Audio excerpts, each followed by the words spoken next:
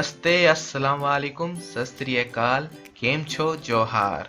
और अपने बिहारी स्टाइल में तो कैसन बाड़ा लोग। Welcome to PPI tutorial. मैं विकास कुमार आप सभी का स्वागत करता हूं पीपीआई ट्यूटोरियल में। और आज की इस वीडियो में हम लोग सॉल्व करने जा रहे हैं बिहार पैरामेडिकल का 2020 का बायोलॉजी क्वेश्चंस जो कि पूछे गए थे प्रीवियस ईयर में। तो 2020 का डीसीईसी पैरामेडिकल का इस वीडियो में हम लोग प्रत्येक क्वेश्चन जो बायोलॉजी सेक्शन से पूछे गए थे सॉल्व करेंगे। तो वीडियो को पूरा ज़रूर देखना। और वीडियो शुरू करने से पहले मैं आपको कुछ बताना चाहता हूँ। ये वीडियो थोड़ी सी लंबी हो सकती है क्योंकि इसमें हम लोग 9 क्वेश्चंस डिस्कस करेंगे। और वीडियो लंबा होने का कारण इसलिए है क्योंकि मैंने प्रत्येक एमसीक्यू को अच्छे से एक्सप्लेन किया है डिटेल में कि वो टॉपिक किस टॉपिक से पूछा गया है और एनसीईआरटी के किस बुक, किस चैप्टर और किस क्लास से, और प्रत्येक टॉपिक को मैंने डिटेल में डिस्क्राइब किया है। तो जो लोग पहली बार 2020 का बायोलॉजी क्वेश्चंस देख रहे हो तो आपके लिए बहुत बेनिफिशियल वीडियो है क्योंकि आप एक ही बार इस वीडियो को देखने के बाद आपको प्रीवियस ईयर पूरा अच्छे से समझ में आ जाएगा, क्योंकि इसमें मैंने डिटेल में पूरा एक्सप्लेनेशन कर दिया है हर एमसीक्यू का और किस टॉपिक से वो एमसीक्यू पूछा गया है, किस चैप्टर से है, किस क्लास से है एनसीईआरटी का बुक का बायोलॉजी का, मैंने वो भी एक्सप्लेन किया है। तो वीडियो थोड़ी लंबी हो सकती है, लेकिन लंबी इसलिए है क्योंकि इसमें पूरा डिटेल एक्सप्लेनेशन है। तो वीडियो को आपको पूरा ज़रूर देखना है क्योंकि ये आपको एक ही बार में पूरा प्रीवियस ईयर 2020 का 9th क्वेश्चंस प्लस पूरा टॉपिक क्लियर कर देगा। क्यों? क्योंकि आपका जो एग्जामिनेशन होता है उसमें पैरामेडिकल, उसमें प्रीवियस ईयर का बहुत वेटेज होता है क्योंकि क्वेश्चंस कभी कभी डायरेक्ट या टॉपिक उसी टॉपिक से जो प्रीवियस ईयर में आए थे डायरेक्ट क्वेश्चंस बनता है। तो आपको पूरा ज़रूर देखना है इस वीडियो को। तो चलिए समय ना गवाते हुए इस वीडियो को शुरू करते हैं। आपका पहला प्रश्न जो कि पूछा गया था बिहार पैरामेडिकल के पैरामेडिकल सेक्शन में 2020 में, वो प्रश्न ये रहा। The element playing important role in nitrogen fixation, nitrogen निर्धारण में महत्वपूर्ण भूमिका निभाने वाला तत्व कौन सा है? तो आपके ऑप्शंस हैं A molybdenum, B manganese, C copper और डी जिंक। तो आपको बताना है कमेंट बॉक्स में कि इसका करेक्ट आंसर क्या होगा। तो चलिए कमेंट बॉक्स में अपना कोई भी डाउट्स हो तो आप पूछ सकते हो, कमेंट बॉक्स में कमेंट कीजिएगा, मैं ज़रूर रिप्लाई करूंगा आपके डाउट्स का। और आपको ये वीडियो कैसा लगा अंत में देखने के बाद आप ज़रूर अपना फीडबैक देना। आपको यहाँ बताना है कि करेक्ट आंसर क्या होगा। तो करेक्ट आंसर आपका क्या होगा? मॉलिबेडनम, मैंगनीज, कॉपर या जिंक। नाइट्रोजन फिक्सेशन करने में कौन सा तत्व इंपॉर्टेंट रोल निभाता है? तो आपका करेक्ट आंसर होगा मॉलिबेडनम, वो है ऑप्शन नंबर ए। अब ये क्यों होगा, आइए इसको हम लोग अब डिटेल में समझते हैं। अब पूरा अच्छा से इस क्वेश्चन को हम लोग इलेबोरेट फॉर्म में समझते हैं। आपका रीज़न क्या है इसका होने का, ये भी हम लोग समझेंगे। तो सबसे पहले देख लेते हैं कि ये एनसीईआरटी के कौन से सेक्शन से पूछा गया है, कौन से बुक से। तो ये NCERT biology class 11th chapter number 12 mineral nutrition से पूछा गया है और टॉपिक नेम है नाइट्रोजन फिक्सेशन, यानी बायोलॉजिकल नाइट्रोजन फिक्सेशन, वहां से पूछा गया है। बायोलॉजिकल नाइट्रोजन फिक्सेशन इसका चैप्टर का टॉपिक है। आपको क्या होता है सबसे पहले बायोलॉजिकल नाइट्रोजन फिक्सेशन वो समझ लेते हैं। तो रिडक्शन ऑफ नाइट्रोजन, नाइट्रोजन का रिडक्शन यानी N2 का रिडक्शन करना और उसको अमोनिया में बदलना NH3 में, इसको हम लोग कहते हैं by the help of living organism, इसको हम लोग कहते हैं बायोलॉजिकल नाइट्रोजन फिक्सेशन। और इसमें मदद करता है इंजाइम, सर्टेन इंजाइम्स। तो फॉर एग्जांपल नाइट्रोजिनेस आपका एक इंजाइम है जो कि आपका ये फिक्सेशन कराने में मदद करता है। अब यहाँ पर मॉलिबेडनम का क्या रोल है? ये एक्ट एज अ एक्टिवेटर, ये एक्ट एज अ एक्टिवेटर, ये एक्टिवेटर के फॉर्म में एक्ट करता है मॉलिबेडनम। मॉलिबेडनम के प्रेजेंस में नाइट्रोजिनेस आपका काम करता है और N2 को आपको कन्वर्ट कराता है NH3 में। फॉर एग्जांपल एक और डाइजेशन का एग्जांपल से समझाते हैं कि हमारा जो पेप्सिन इंजाइम होता है वो सबसे पहले क्या किस फॉर्म में रहता है हमारे पेट में, अमाशय में? तो वो रहता है पेप्सिनोजेन। तो पेप्सिनोजेन को जब HCl के साथ वो ट्रीट होता है तब जाके वो कन्वर्ट होता है पेप्सिन एक्टिव फॉर्म में और अपना वर्क करता है। तो उसी प्रकार से यहाँ पे मॉलिबेडनम जब आता है नाइट्रोजनस के साथ, तब इसको एक्टिवेटर के रूप में काम करता है, तब जाके आपका नाइट्रोजन यानी N2 कन्वर्ट होता है NH3 में, और इस प्रोसेस को, होल प्रोसेस को हम लोग क्या बोलते हैं, nitrogen fixation, biological nitrogen fixation. तो ये था आपका डिटेल एक्सप्लेनेशन इस क्वेश्चन का। आइए अब इसको थोड़ा सा और डिटेल में देखते हैं। तो नेक्स्ट बढ़ते हैं स्लाइड में हम लोग। तो ये इसका डिटेल आंसर है कि मॉलिबेडनम यानी MO is a compound of enzyme nitrogenase and thus plays an important role in biological nitrogen fixation. Beside it also act as an enzyme activator, जो कि मैंने कहा एक्टिवेटर के फॉर्म में काम करता है for nitrate reductase. Molybdenum plays important role in nitrogen fixation. It is a key element of nitrogen fixation. ये सबसे key element है for enzymes like nitrogenase, nitrate reductase और nitrite reductase. ये तीनों आपका मेन एंजाइम्स है नाइट्रोजन फिक्सेशन के लिए। तो ये तीनों नाइट्रोजिनेज, नाइट्राइट रिडक्टेज और नाइट्रेट रिडक्टेज, ये तीनों को आपको अच्छी तरह से देख लेना है। अब आइए इसको एनसीईआरटी में कहाँ से पूछा गया था उस टॉपिक को भी हम लोग समझ लेते हैं। सो वो टॉपिक था आपका ये। सो आपका ये टॉपिक जो था यहाँ से पूछा गया है biological nitrogen fixation. Page number 202 है, देख लीजिए पेज नंबर 202 है, जैव विज्ञान का बुक है एनसीईआरटी का, वहां से पूछा गया। पहले इंग्लिश में देख लेते हैं कि द एंजाइम नाइट्रोजिनेस, जो एंजाइम नाइट्रोजिनेस है, which is capable of nitrogen reduction is present exclusively in prokaryotes. ये प्रोकार्योट्स में ही पाया जाता है। Such microbes are called N2 fixers.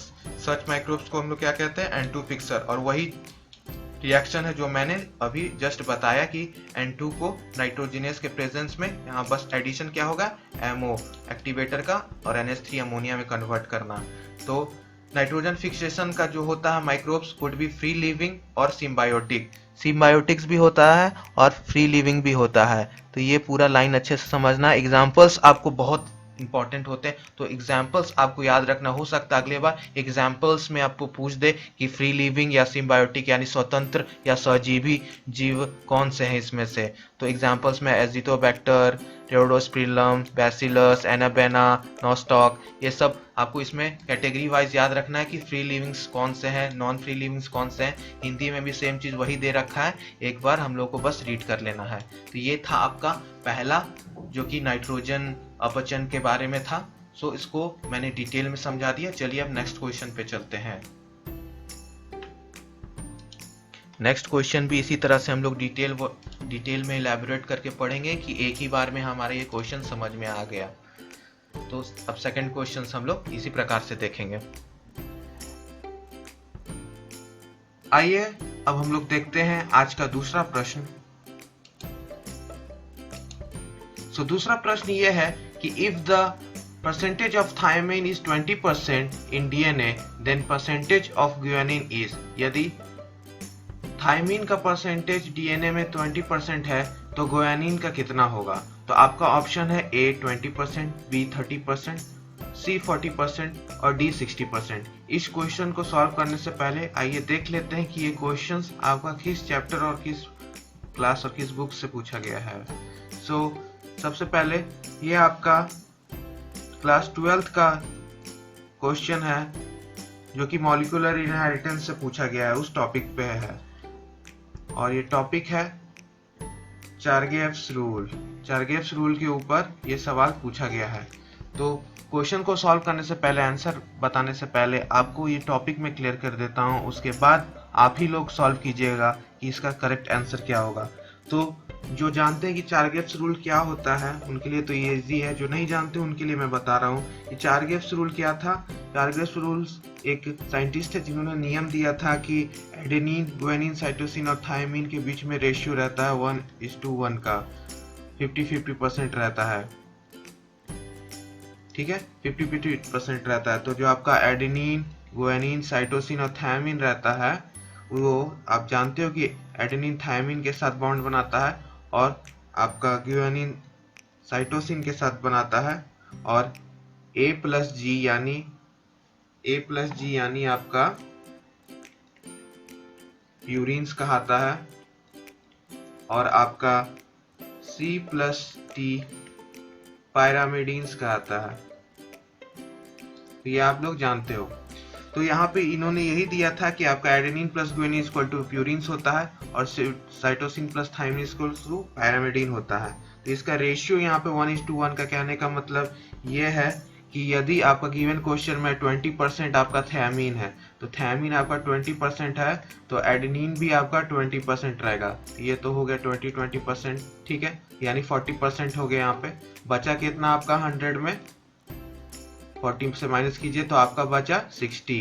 तो 60 के मतलब आधा 30% गुआनिन और आधा 30% साइटोसिन। तो आपको यहाँ पे कितना मिला, आपको गुआनिन 30%। तो 30% आपका करेक्ट आंसर होगा, यानी बी आपका सही आंसर होगा।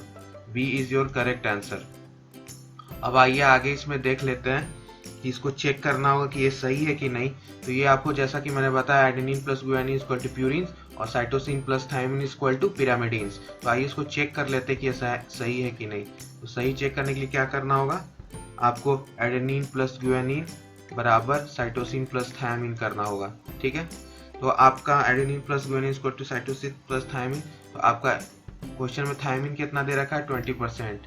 तो 20% इधर दे रखा है, तो इस रूल से आपका एडेनिन और थायमिन का रेशियो इक्वल रहता है, तो एडेनिन भी आपका 20% हो जाएगा। बचा गुआनिन और साइटोसिन, तो साइटोसिन आपका गुआनिन कितना लिखना है, आपका 30 निकला, तो साइटोसिन भी आपका 30 हो जाएगा। टोटल जोड़िए, दोनों तरफ 50% है, तो ये आपका बराबर हो गया।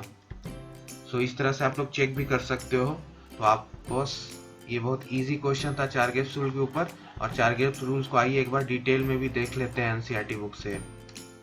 आई होप आपको ये समझ में आया हो। सो आइए उसको, चार गिब्स रूल को अच्छे से देख लेते हैं। तो अकॉर्डिंग टू चार गिब्स रूल एक बार डिटेल में देख लेते हैं। The DNA molecule should have an equal ratio of pyrimidines, यानी साइटोसिन्स और थायमिन्स को हम लोग पैरामिडीन्स बोलते हैं, and purines, adenine and guanine. It means that the number of adenine molecule is equal to thiamine. तो एडेनिन बराबर थायमिन होगा, जो कि हम बताया आपको पिछली स्लाइड में, and the number of guanine molecule is equal to cytosine molecules. ठीक है, वही चीज यहाँ पे दिखा रखा है कि percentage of adenine is equal to percentage of thymine in DNA and percentage of guanine is equal to percentage of cytosine. तो फॉर एग्जांपल जो क्वेश्चन था वही देख रहे हैं, double standard DNA has 20% of cytosine, then according to the law it could have 20% of guanine, तो उसमें 20% guanine भी रहेगा। thus percentage of G plus C content is equal to 40, तो वो 40 हो जाएगा। the remaining is 60%, 100 में से 40 निकालिए, 60 बचा, तो एडेनिन प्लस थायमिन आपका 60% हो जाएगा। since adenine and guanine are always present in equal numbers, दोनों equal numbers में होंगे, तो percentage of adenine molecule is 30-30, यानी 50-50 बांट दिया जाएगा, यानी 30 एडेनिन 30 थायमिन। तो ये था आपका चार गिब्स रूल के ऊपर, बहुत इजी क्वेश्चन था कि जो पूछा गया था 2020 में। आई होप कि आपको समझ में आ गया होगा। नहीं समझ में आया तो एक बार पीछे बैक करके फिर से एक बार देख लीजिएगा। चलिए अब नेक्स्ट क्वेश्चन पे चलते हैं। आइए अब आज का नेक्स्ट प्रश्न देखते हैं। तो क्वेश्चन नंबर 3 आपसे पूछ रहा है कि which one is called as beta galactosidase.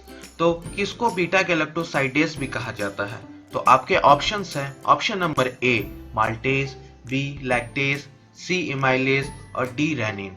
तो आपको ये मैं बता दूं कि प्रश्न कहाँ से पूछा गया है। तो ये प्रश्न आपका पूछा गया है क्लास 11th से। आपका क्लास 11th से आपका ये प्रश्न पूछा गया है, क्लास 11th चैप्टर नंबर 16, यानी digestion and absorption, human physiology का ये सवाल है। तो इसका क्या आंसर होगा पहले आप लोग कमेंट बॉक्स में दे दीजिए। सो इसका करेक्ट आंसर होगा आपका लैक्टेज, यानी ऑप्शन नंबर बी। लैक्टेज को भी बीटा गैलेक्टोसाइडेज के नाम से कहा जाता है। आइए अब एक एक करके प्रत्येक एमसीक्यू को हम लोग समझते हैं कि क्या है वो चीज, यानी माल्टेज क्या है, लैक्टेज क्या है, माइलेज क्या है, रेनिन क्या है। इससे हमारा और स्ट्रॉन्ग पकड़ बनेगा और हम लोगों को हमेशा सही आंसर के साथ साथ बाकी आंसर क्यों नहीं होगा और बाकी एमसीक्यू क्या है वो हमेशा समझना चाहिए। इससे हम लोगों को एग्जाम के लिए बहुत पॉइंट ऑफ व्यू से बहुत बेनिफिशियल है ये। तो आइए हम लोग एक एक करके माल्टेज, लैक्टेज, इमाइलेज, रेनिन सारे एंजाइम्स को देखेंगे जिसके भी सफिक्स प्रीफिक्स जैसे होता है तो जो आपका यहाँ ASE है, ASE है, ASE है, सारा ये इंजाइम है। रेनिन भी एक इंजाइम है, तो ये सारा इंजाइम्स का है। अब इसमें से एक एक करके हम लोग देखते हैं कि ये क्या है। तो सबसे पहले हम लोग देखते हैं कि आपका बीटा गैलेक्टोसाइडेस पहला। तो बीटा गैलेक्टोसाइडेस क्या है? Commonly known as lactase. Lactase के नाम से भी इसको कॉमनली नोन किया जाता है, यानी बीटा गैलेक्टोसाइड को लैक्टेज भी माना जाता है, जो कि हम लोग का करेक्ट MCQ है। Is an enzyme also responsible to hydrolyse lactose. Lactose biomolecule जैव अणु को ये हाइड्रोलाइज करता है। हाइड्रोलाइज का क्या है? स्प्लिटिंग कराना by the addition of H2O। H2O के साथ मिलकर स्प्लिटिंग कराना, उसको हम लोग हाइड्रोलिसिस बोलते हैं, जल अपघटन। अब आइए रेनिन देख लेते हैं। रेनिन भी क्या है आपका? रेनिन भी एक एंजाइम है, सिक्रेटेड बाय किडनी। किडनी के द्वारा सिक्रेट किया जाता है, and also possibly by placenta. Placenta के द्वारा भी किया जाता है secrete. That is also a part of physiological system that regulates blood pressure। Main इसका काम क्या है? हमारे बॉडी में ब्लड प्रेशर को ये रेगुलेट करता है। In blood, renin acts as protein known as angiotensin। एंजियोटेनोसेजन के नाम से जाना जाता है, resulting in release of angiotensin 1। ये एक पूरा मैकेनिज्म है जिसके थ्रू ब्लड प्रेशर को ये कंट्रोल करता है by the secretion of renin. तो ये था आपका रेनिन का। अब जाइए माल्टोज यानी माल्टेज एंजाइम के ऊपर। तो माल्टोज क्या करता है? माल्टोज जैव अणु यानी बायोमोलिक्यूल को कन्वर्ट करता है ग्लूकोज में। तो ये आपका फॉर एग्जांपल सिंपल शुगर है C12H22O11 एक्वस में। इसमें H2O हम लोग ऐड करते हैं हाइड्रोलिसिस के लिए, और इसका 2 वो हम लोग ग्लूकोज बनाते हैं, 2 molecules of glucose, that is 6,6H12O6। ठीक है। द एंजाइम अब देख लेते हैं एमाइलेज। तो आपका द एंजाइम एमाइलेज कन्वर्ट इस 4 इनटू ग्लूकोज, स्टार्च को ग्लूकोज में कन्वर्ट करता है। तो ये भी by the help of hydrolysis, जल अपघटन से स्टार्च को कन्वर्ट करता है ग्लूकोज में। तो ये था आपका डिटेल एक्सप्लेनेशन पूरा चारों MCQ का। आई होप आपको अब ये क्वेश्चन समझ में आ गया होगा, और इसके लिए आप रेफरेंस कर लीजिए NCERT का human physiology digestion and absorption, वहाँ से ये पूरा सवाल था। तो आई होप आपको ये सवाल समझ में आ गया होगा। तो ये सवाल का करेक्ट आंसर क्या होगा? Option number B, lactase. तो lactase is the correct answer. चलिए अब नेक्स्ट क्वेश्चंस में हम लोग चलते हैं, एक बार फिर से देख लीजिएगा डिटेल में। अब नेक्स्ट क्वेश्चन पे हम लोग चलते हैं। आइए अब नेक्स्ट सवाल पर हम लोग चलते हैं। तो नेक्स्ट सवाल है आपका, the pigment melanin is form from. तो आपको बताना है वर्णक मेलानिन किससे बनता है। आपके ऑप्शन है A थ्रायोक्सिन, B प्रोलीन, 3 ग्लाइसिन और D थायरोसिन। तो आपको बताना है कि पिगमेंट मेलानिन किससे फॉर्म होता है। तो इस क्वेश्चन को सॉल्व कराने से पहले मैं आपको बता देता हूँ कि ये क्वेश्चंस कहाँ से पूछा गया आपका बायोलॉजी बुक में। तो यह आपका class 11th chapter number 9 biomolecules chapter है, वहां से पूछा है। सो आपको अब मैं इसका पहले थ्योरी करा देता हूं, उसके बाद हम लोग इस MCQ को सॉल्व करेंगे। तो चलिए नेक्स्ट पे चलते हैं। तो नेक्स्ट स्लाइड में चलते हैं। तो इसका ये पोर्शन है कि हार्मोन थायरोक्सिन, एड्रेलिन और पिगमेंट मेलानिन, ये जो हार्मोन्स होता है थायरोक्सिन और एड्रेलिन, और जो आपका पिगमेंट वर्णक मेलानिन होता है, ये किससे बनता है, ये प्रश्न है। ठीक है। और इसके माध्यम से आपको यहाँ थायरोक्सिन और एड्रेलिन के बारे में भी पता चल जाएगा, साथ साथ तो मेलानिन का पता ही चलेगा। सो आपका पहला है कि थायराइड हार्मोन यानी ट्राईआइडोथायरोक्सिन, आपके ये 3,3 और 3,4 thyroxine in the colloid of thyroid are derived from thyrosin। तो in the colloid of thyroid उसमें आपका थायरोसिन बनता है। In chemical terms epinephrine is one of the group of monoamines called catecholamines। catecholamines का एक ग्रुप में आता है epinephrine, and it is produced by some neurons of the central nervous system। ये central nervous system का होता है, and in the chromaffin cells of adrenal medulla, और ये chromaffin cells of adrenal medulla में भी आपका बनता है from the amino acids of phenylalanine and thyroxine। तो ये थायरोसिन से भी बनता है। तो आपका 3,3 और 3,4 यानी थायराइड और थायरोक्सिन, ये आपका इसी से बनता है, थायरोसिन से। और साथ साथ आपका एपिनेफ्रिन जो कैटेकोलामाइंस का कैटेगरी का आता है, वो भी आपका इसी से बनता है। और मेलानिन पिगमेंट जो होता है जो हमारे एमसीक्यू में दे रखा है, it is produced by the oxidation of amino acid thyroxine. Thyroxine amino acid, क्योंकि थायरोसिन एक अमाइनो एसिड है, बाकी तीनों जो भी थे एमसीक्यू में वो भी आपका अमाइनो एसिड्स थे आपका, फॉलोड बाय पॉलीमराइजेशन की मदद से ऑक्सीडेशन होता है, और वो मेलानिन यानी हमारे सेल्स में होते हैं, उसमें मेलानोसाइट्स स्पेशलाइज सेल्स होते हैं जो कि आपको बनाते हैं मेलानिन को with the help of amino acid. और वो कौन सा अमाइनो एसिड है? थायरोसिन। तो थायरोसिन का यूज से आपका बनता है ये। तो इस क्वेश्चन में मैंने आपको थायरोक्सिन, एड्रेलिन और पिगमेंट मेलानिन किस चीज से बनते हैं, तो सारे अमाइनो एसिड थायरोसिन से बनते हैं। तो ये था आपका एक्स्ट्रा नॉलेज जो कि आपका हो सकता है इस फॉर्म में पूछ दे, थायरोक्सिन और एड्रेलिन के फॉर्म में। तो चलिए वापस बैक हम लोग चलते हैं क्वेश्चन में। तो उसका करेक्ट आंसर क्या होगा देख लेते हैं। तो करेक्ट आंसर आपका क्या होगा इसमें? तो करेक्ट आंसर आपका होगा थायोसिन। तो थायोसिन आपका D is the correct answer, thiocin. बाकी आपको ये डिटेल में पढ़ना है तो बायोमोलिक्यूल्स में देखिएगा, और बायोमोलिक्यूल्स आपका दोनों बुक में है, केमिस्ट्री में भी है आपका, क्लास 12th में लास्ट चैप्टर है, थर्ड लास्ट चैप्टर है, और आपका क्लास 11th में भी बायोमोलिक्यूल्स है। तो ये आपका बहुत इंपॉर्टेंट चैप्टर है, तो इस पर जरूर ध्यान दीजिएगा। ठीक है, आई होप आपको ये क्वेश्चन समझ में आ गया हो। चलिए अब नेक्स्ट क्वेश्चन पे हम लोग चलते हैं।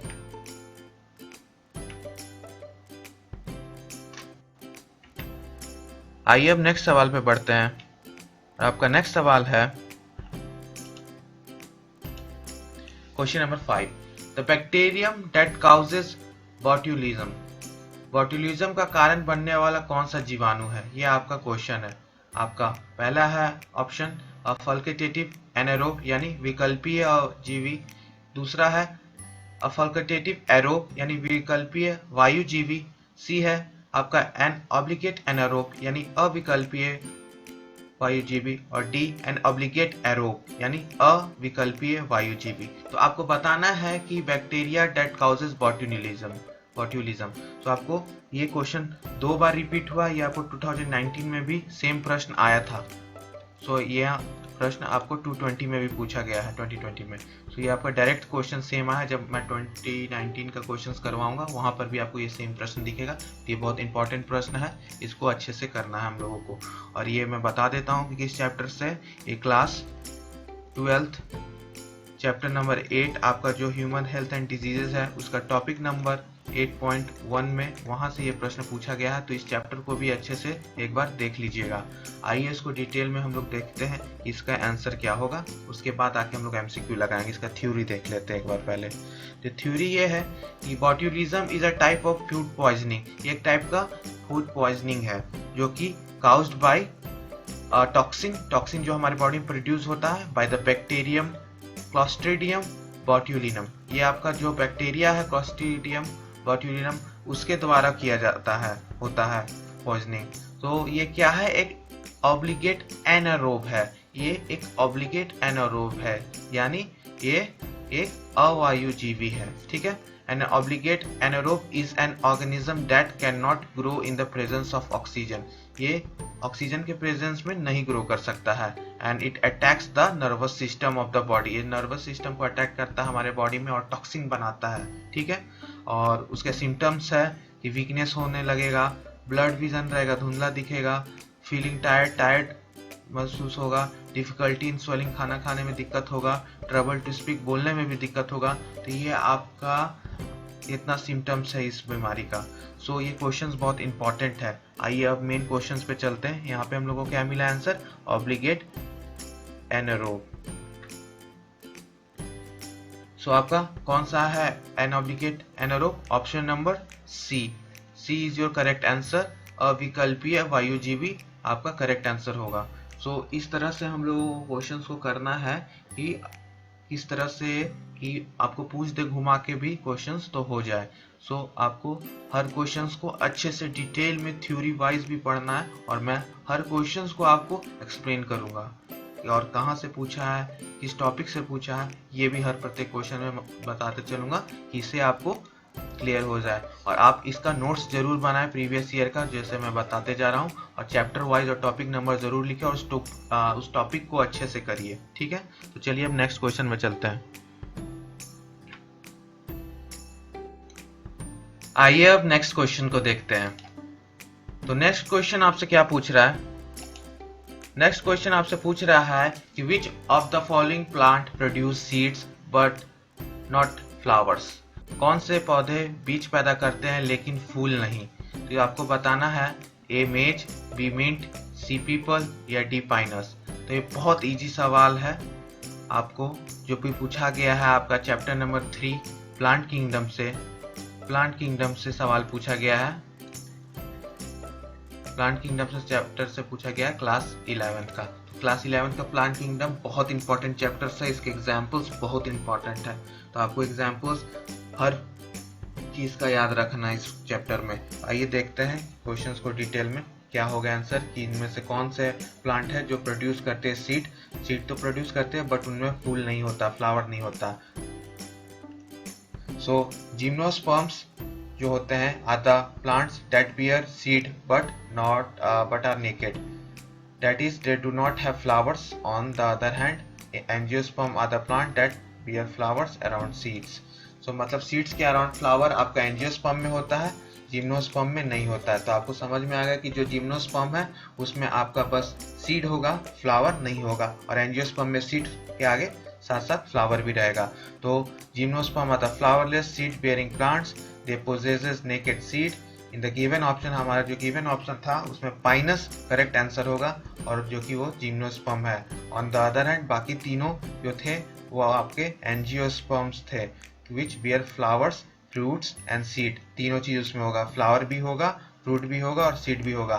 तो यहाँ से आपको जिम्नोस्पर्म और एंजियोस्पर्म दोनों अच्छे से करना है, और इसके एग्जाम्पल्स आपको अच्छे से याद करने हैं। देख सकते हो कि पाइनस के ऊपर पूछा है, तो अगर आपको एग्जाम्पल्स याद रहेगा कि वो जिम्नोस्पर्म का एग्जाम्पल है तभी आप इस टाइप के क्वेश्चंस करोगे। और बायोलॉजी में मैं हमेशा बोलता हूँ कि बायोलॉजी में एग्जाम्पल्स रिलेटेड क्वेश्चंस बहुत आते हैं, ठीक है। एग्जामिनर्स आपका क्वेश्चंस एग्जाम्पल्स के रिलेट करके बहुत पूछता है, और आपको हर क्वेश्चंस में एग्जाम्पल्स के फॉर्म में ही जो एग्जाम्पल्स हैं थ्योरी का उसी के ऊपर आपको दिख जाएंगे, और मैं आपको हमेशा बताता चलूंगा कि ये क्वेश्चन एग्जाम्पल बेस्ड क्वेश्चन है। सो चलिए अब पिछला स्लाइड में जाके हम लोग देख लेते हैं कि आपका करेक्ट आंसर क्या होगा। तो करेक्ट आंसर आपका होगा डी पाइनस। बाकी ये तीनों क्या है? ये तीनों आपका एंजियोस्पर्म है।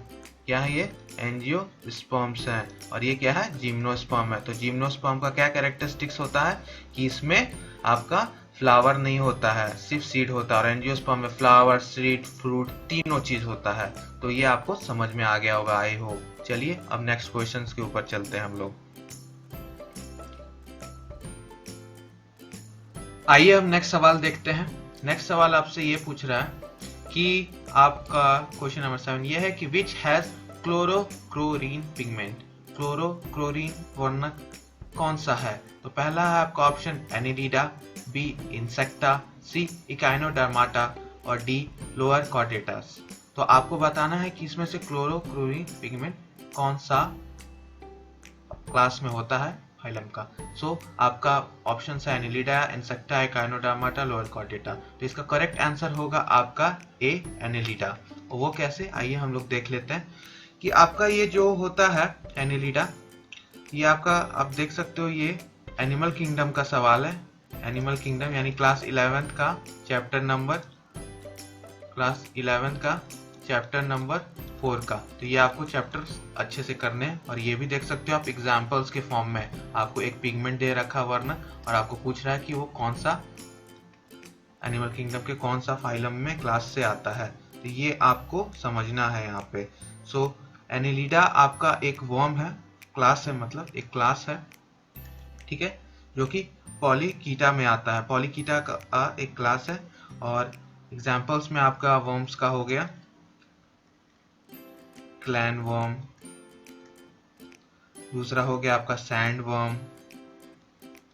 ये सारा आपका एग्जाम्पल है जिसको हम लोग नीरिस भी बोलते हैं, ठीक है। तो ये आपका एग्जाम्पल हो गया एनिलिडा का, chapter number 4 class 11 animal kingdom से पूछा गया है। अब आपको क्या करना है कि आपको इंसेक्टा का सारा एग्जाम्पल्स देखना है और पिगमेंट्स, इकाइनोडर्माटा का देखना है सारे एग्जाम्पल्स और पिगमेंट, और लोअर कॉर्डेटा का आपको एग्जाम्पल्स और पिगमेंट देखना है। तो अभी क्लास के बाद आपका ये होमवर्क है कि आपको ये देखना है।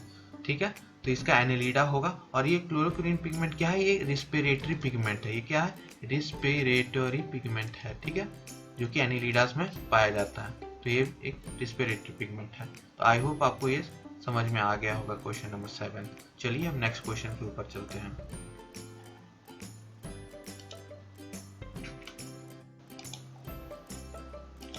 आइए आज का लास्ट प्रश्न देख लेते हैं, क्वेश्चन नंबर 8।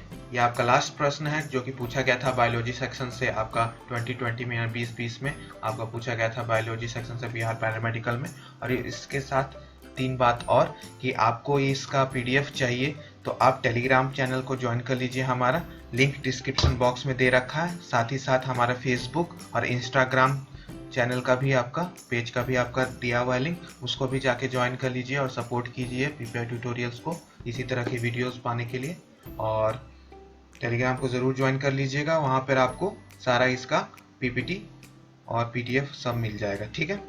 आइए अब क्वेश्चंस को देखते हैं, हम लोग सॉल्व करते हैं।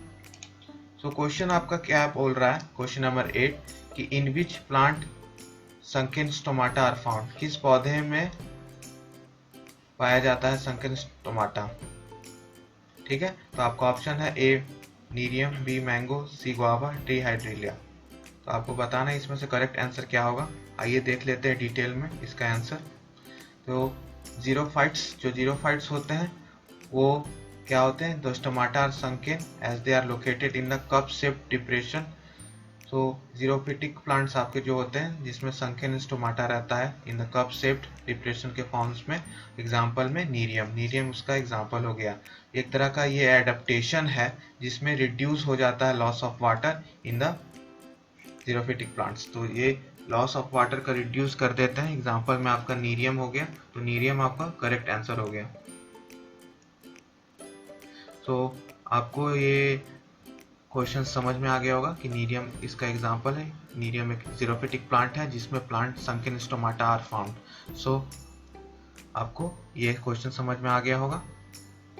सो इसी तरह के वीडियोस पाने के लिए पीपीआई ट्यूटोरियल को सब्सक्राइब कर लीजिएगा और इस चैनल को सपोर्ट कीजिए। और आपको कैसा लगा ये वीडियो कमेंट में बताइएगा। और कोई भी आपको समस्या आई होगी इस क्वेश्चंस में तो ज़रूर कमेंट करके हमें बताइएगा, मैं प्रत्येक कमेंट्स का आंसर दूंगा। इसी तरह के वीडियो पाने के लिए देखते रहिए पीपीआई ट्यूटोरियल को। धन्यवाद एंड प्लीज़ डू सब्सक्राइब।